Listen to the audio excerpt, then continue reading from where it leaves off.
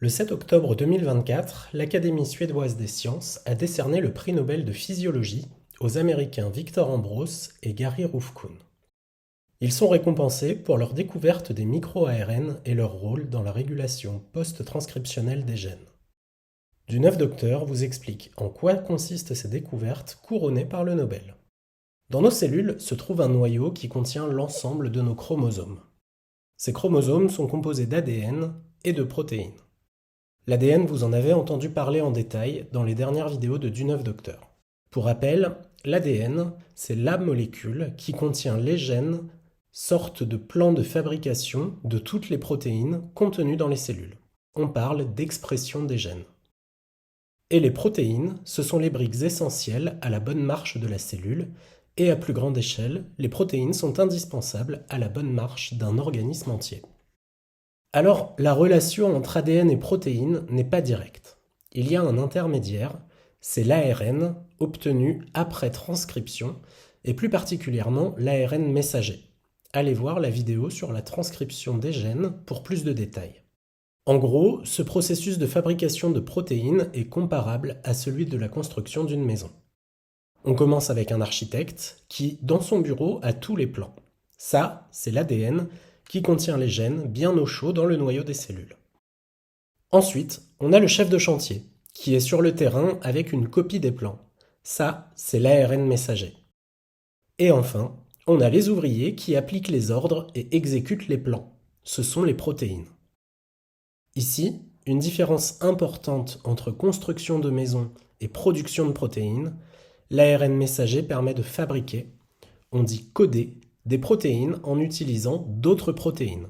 Comme si sur le chantier des maisons, le chef de chantier était capable de fabriquer des ouvriers en plus de fabriquer la maison.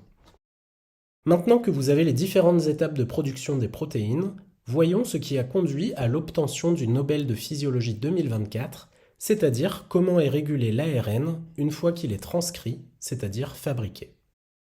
À la fin des années 1980, les docteurs Ambros et Ruvkun étaient tous les deux post-doctorants dans le laboratoire de Robert Horvitz.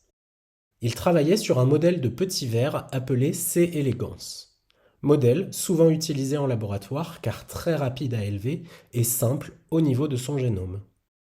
Ils avaient remarqué que la mutation de deux gènes, LIN4 et LIN14, conduisait à une croissance anormale du ver.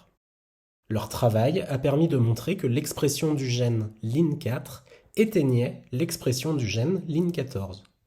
Cependant, le mécanisme précis de ce blocage restait un mystère. Par la suite, ces deux chercheurs ont chacun créé leur laboratoire de leur côté. Ambros étudiant LIN4 et Ruvkun étudiant LIN14. Victor Ambros a montré que le gène LIN4 produisait un ARN inhabituellement court, qui ne codait pas pour une protéine, une première. De plus, les résultats laissaient entendre que c'était directement ce petit ARN, et non pas une protéine, qui bloquait le gène LIN14. En parallèle, Gary Ruvkun a pu montrer que l'ARN transcrit à partir du gène LIN14 était produit correctement, mais on trouvait très peu de protéines fabriquées. Ces deux scientifiques ont alors mis leurs recherches en commun. Ils ont donc pu montrer que le petit ARN LIN4 avait une séquence complémentaire à celle d'une partie de l'ARN de LIN14.